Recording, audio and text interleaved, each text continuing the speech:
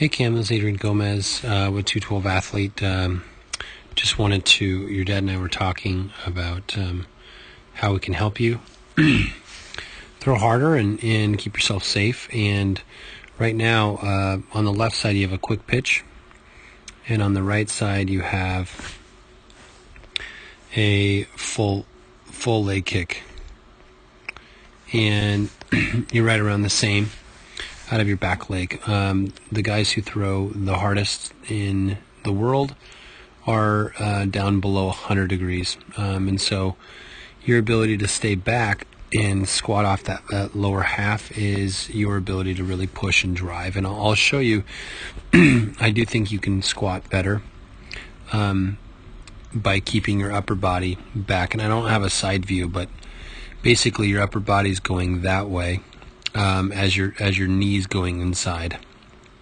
And if you can balance your upper body back and your lower half going forward towards the target, you're going to be able to drive harder off of your back leg.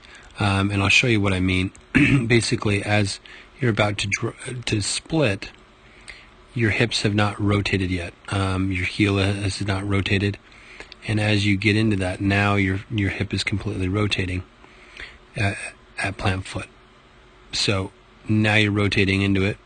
Now watch where your foot goes. You're about to drive the ball and extend your chest forward. And your foot is actually moving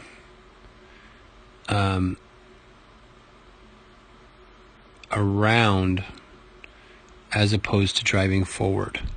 And that's definitely, and right here, you haven't even thrown the ball yet, and your back leg is completely off the ground. What that means is you don't have the counterweight of your back leg to be able to drive that chest forward. So you're missing a little bit of energy from your lower half, transferring it to your upper half. And you can see a little bit of that forearm drag there.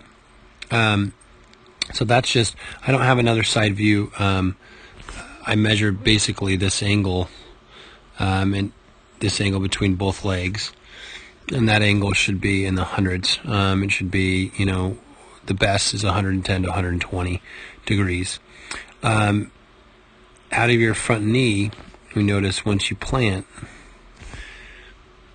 you'll notice that this leg, this front knee, when it plants, it's actually going to wait, and it's going to move just a tiny bit, about 7 degrees.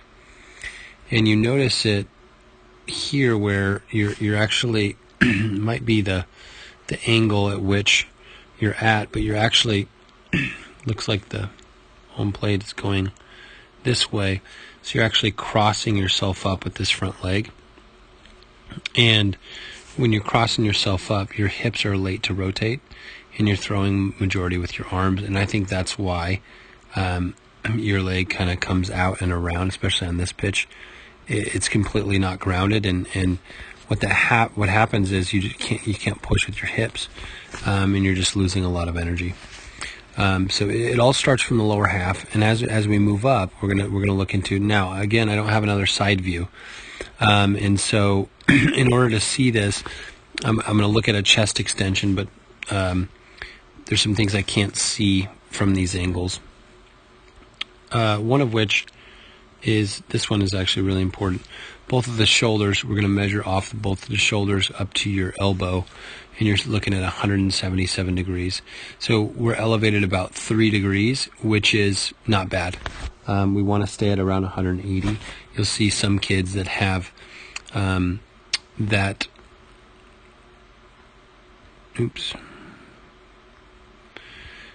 have an elevated distal humerus, which is basically an elevated elbow. Let's see here. There we go. So you'll see that up in here, really, really elevated. But you don't have that, which is amazing. Another thing that we can see from this is your stance. So basically, when you throw a ball at release point, this is your release point. This is your posture. This would be an A, This would be a B. This is where you're at, and a C would be out in here. So I'd probably say that you're in between. So what I see out of this posture happening is that you could increase your speed in your accuracy if you had less movement with your chest. So your chest actually goes forward, and then it actually has to come back to be able to be on target at release point. That's your arm slot, and your arm slot shouldn't be messed with. That's who you are. And so what we're looking at is this. We're in here, and as you rotate, we're looking at about 54 degrees movement, and your head is moving probably about 1.5 feet, maybe less, maybe about a foot. And that movement of your head is causing you to work around your body. If you kept your head straighter, and if you started, see how you started forward in front of your belly button. If you started back, maybe in this position, notice where your head, you'd have minimal head movement. I guess the video moves a little bit, but if we started back further, let's see here. If you started in here, you'd have minimal head movement. So I'd like to see you keep your chest back, and also your upper body going back towards the rubber. Basically, you want to keep your head over this rubber as long as possible, with your butt driving, your knee inside, and your upper body's back. Once you plant, then everything flies through, and it looks like when you're planted, you're kind of straight up and down, and you could have your weight back. So that posture change is huge, and I think that's going to have a huge effect. Now, what you do really well is both of your shoulder blades are pinched. And let's see you rotate. You actually do a pretty good job rotation. I think it could be even better as we continue to rotate in this direction. Instead of letting it fall down, your chest is going to come through faster. So front glove could be even better than it is, but it's not bad by any means. The last thing I want to talk about is your forearm fly out. So out of here you have your layback, which is pretty good layback. For your age, it's going to increase as we go out, and you can see your elbow.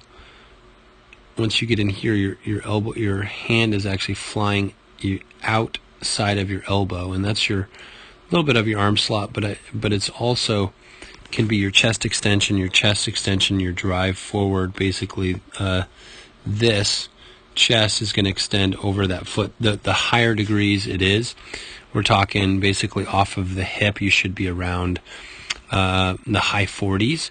If you drive this chest faster over your front foot, it's going to speed up your elbow, and it's also going to speed up your wrist, minimizing your ability to go outside of your elbow, which is going to pick up velocity because it's a straighter line, and also you're going to increase your ability to hit your spots as well. If we fix the chest motion, we're going to fix the eyes, and if you can rotate your chest faster, you're going to be more in line over your front foot to drive through, and it's just going to be a better position. Not to mention you're crossing your front foot as well. If you fix all of that together, and then also keep your ability to push off, all of this stuff is going to increase, but it all starts with your lower half. We're going to work on your lower half first, and then work out to your fingers later on. But there are some things that we need to work on for sure, and all of these fixes, these weaknesses that we've diagnosed today, you'll have access to it on 212athlete.com, and it's $16 a month, and you'll be able to look at each one of your weaknesses, and there's drills to fix each weakness. I hope to be able to be a part of your career and be able to help you progress, and I think there's more there if I got better angles. I'll talk to you soon. Thanks.